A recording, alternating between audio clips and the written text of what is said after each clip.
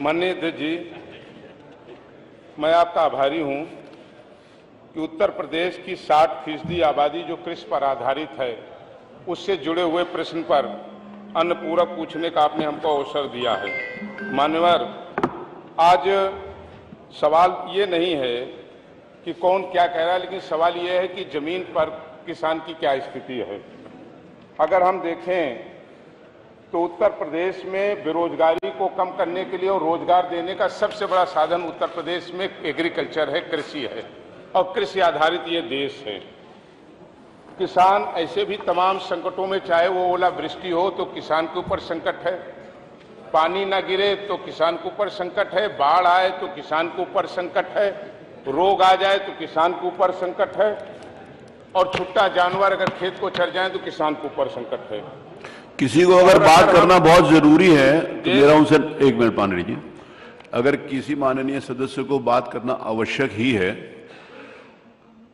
राजेंद्र जी के बगल में बैठे हुए हैं, तो मेरा निवेदन है कि बाहर लॉबी मैंने बहुत अच्छी बनवाई है, इसीलिए बनवाई है कि अगर आपने कोई बात करनी हो तो वहां कर लें। यहाँ पर मेरा निवेदन है कि जो भी यहाँ पर प्रश्न किए जाते हैं माननीय मंत्री जी से, जिन भी सदस्यों के द्वारा, और माननीय मंत्री जी जवाब देते हैं, वो पूरे प्रदेश के संबंधित इश्यूज होते हैं, तो सब प्रश्न और उत्तर हम सब लोगों के लिए बड़े महत्वपूर्ण होते हैं। उससे ज़्यादा ज़रूरी अगर किसी को बात करनी है, मेरी विनम्र निवेदन है कि पीछे लॉबीज में कॉफ़ी पीजिए और अपनी बातचीत करिए।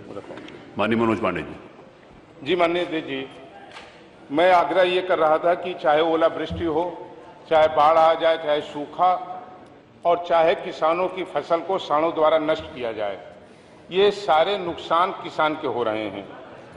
माननीय मंत्री जी ने जो उत्तर दिया है, उत्तर स्पष्ट नहीं है।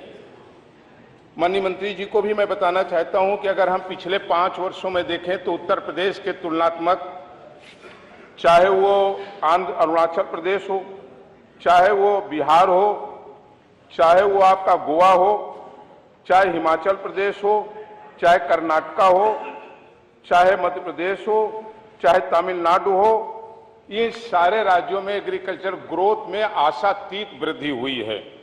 और कई राज्य ऐसे हैं जिन्होंने अपनी एग्रीकल्चर ग्रोथ को 2 टाइम करके किसानों को सहयोग किया, किसानों की आमदनी को 2 गुना करने का काम किया। सवाल यह है कि आपने तो कहा था कि हम किसानों की आमदनी को 2 गुना कर देंगे, लेकिन क्या मानवर ये सरकार ने कोई हिसाब किताब लगाया है कि पिछले 5 वर्षों में लागत से उसका जो उत्पादन है और जो उसको उत्पादन का मूल्य मिल रहा है, क्या 2 गुना उसका रेट हुआ? सवाल ये है कि अगर उत्तर प्रदेश के हम एग्रीकल्चर रेट को देखें, 2017 में जो आपने उत्तर दिया है उसमें आपने स्वीकार किया है कि 2017 में 7.5% एग्रीकल्चर ग्रोथ थी, और आज आपने अपने उत्तर में स्वीकार किया है कि अंतिम आपका 6.8 घट करके अब एग्रीकल्चर ग्रोथ रह गई है। तो सवाल यह है कि किसान घाटे में है कि फायदे में है? और यदि हम सकल राज्य मूल्य वर्धन में प्राथमिक क्षेत्र में योगदानों में GSBA के योगदान को देखें तो 2012 में जहां 27.63 था, वहीं 2022 में घट करके ये 25.33 रह गया है, जो अपने आप में चिंताजनक है।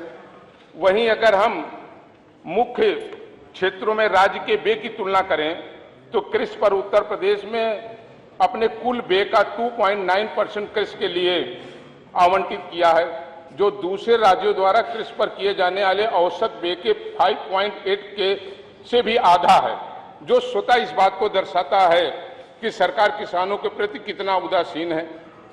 अगर हम यहीं पर किसानों की आत्महत्या के सवाल पर हम देखें तो स्थिति है कि 2 महीने के अंदर ही बिजनौर में बैंक के तगादे से परेशान कर्जदार किसान ने खाया जहर, हुई मौत।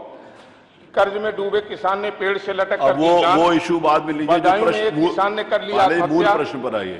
अब ये सारे का सारा कृषि का उसके ऊपर मत जाइए। मलियाबाद में की आत्महत्या, मूल प्रश्न पर आइए। अब सवाल ये है मान्यवर, बहुत ये आवश्यक मामला है। मैं आवश्यक, मैं आपको मौका दे रहा हूँ, पूरा आपको 4 मिनट हो गए अपनी बात कहते हुए। 100% आपके निर्देशों का पालन करेंगे, लेकिन किसान पर बहस हो रही है और किसान संकट में है।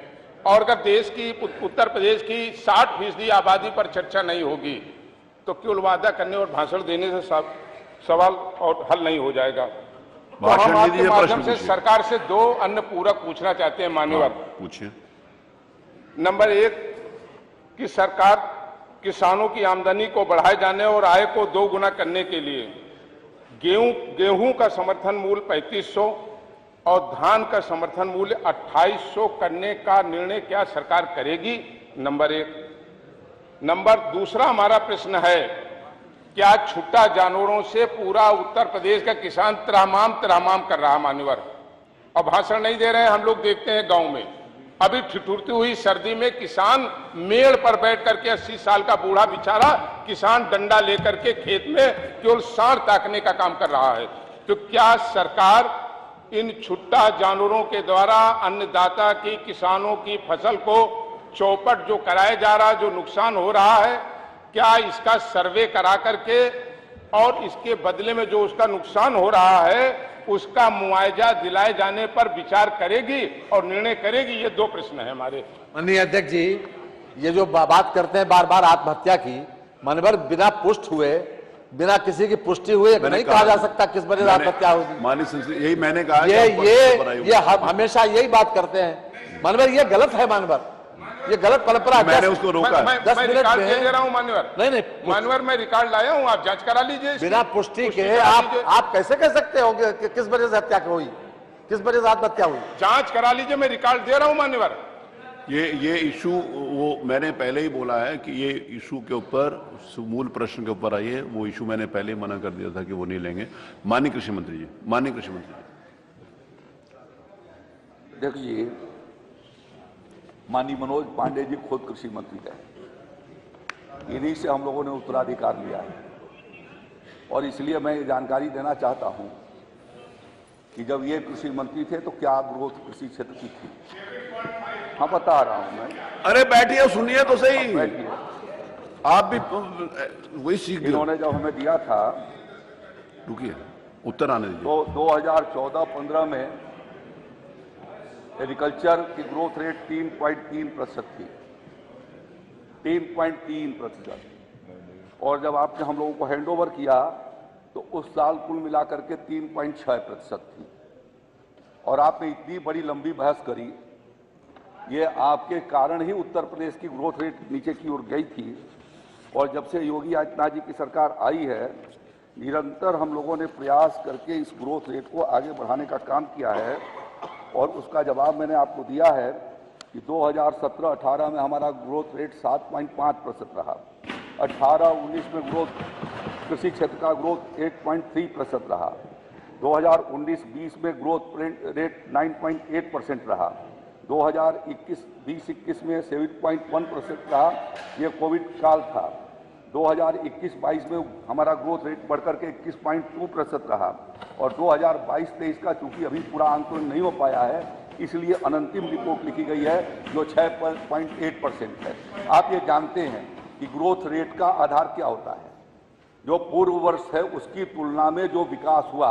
तो हमारी सरकार आने के बाद जो हम लोगों ने ये प्रयास किया, उसके परिणाम स्वरूप 2021-22 में जो 21.2% ग्रोथ रेट आई, उसके तुलना में हमारा 6.8% अनंतिम है, अंतिम नहीं है। तो इस प्रकार से आप जब देखेंगे अपने कंपैरिजन में, तो आपसे दूना रेट से हम लोग चल रहे हैं इस समय रफ्तार है। और वो क्यों हुई? अभी आपने 2 सवाल किए, 2 प्रश्न भी साथ साथ में किए हैं, उसके बारे में भी मैं आपको बताना चाहता हूं कि आपने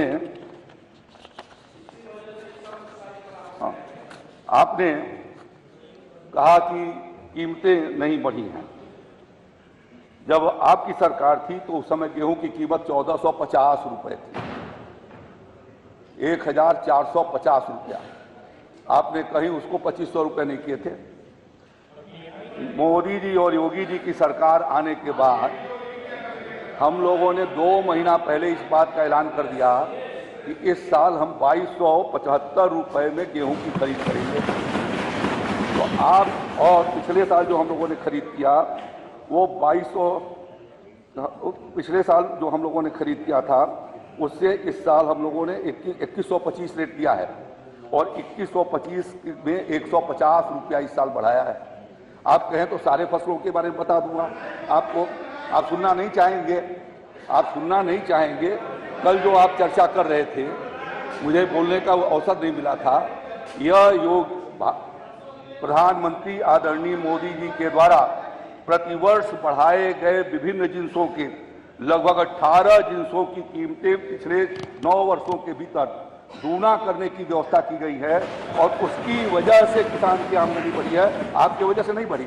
और योगी आदित्यनाथ जी की सरकार ने खरीदारी की समुचित व्यवस्था कराई और उस खरीदारी का परिणाम यह है कि हम लोगों ने राज्य के भीतर आवश्यकता पड़ी तो 5-5 हजार क्रय केंद्र, जरूरत पड़ी तो 6,000 क्रय केंद्र। आप 7 लाख मेट्रिक टन खरीदते थे, हम 52-55 लाख मेट्रिक टन खरीदते हैं और आपने जो पैसा दिया कुल 28,000 करोड़ रुपए के करीब आपका भुगतान हुआ था सभी फसलों को मिलाकर के 5 साल के भीतर।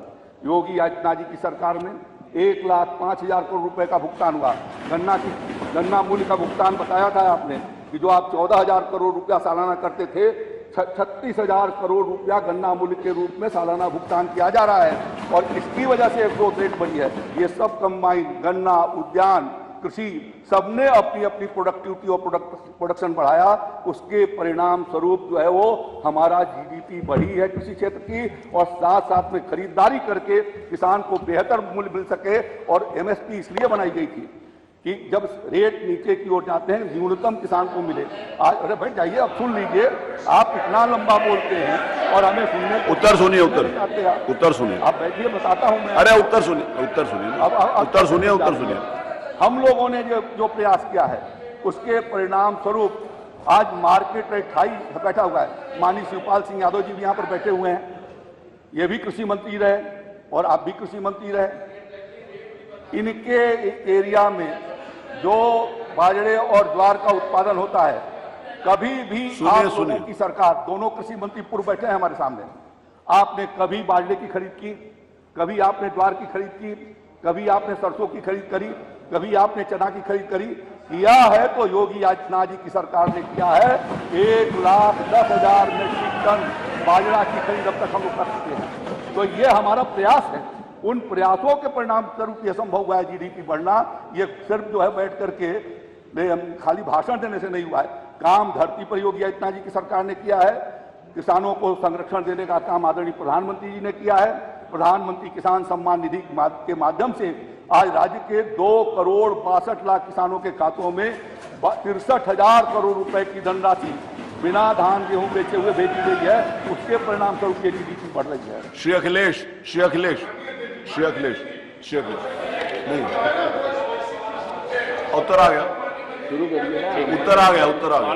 अब गाय भैंस का जिस समय देखिए वो उससे आपने जो प्रश्न किया मनोज पांडे जी, आपके द्वारा जो प्रश्न किया गया, मेरी बात सुनिए, आपने जो देखिए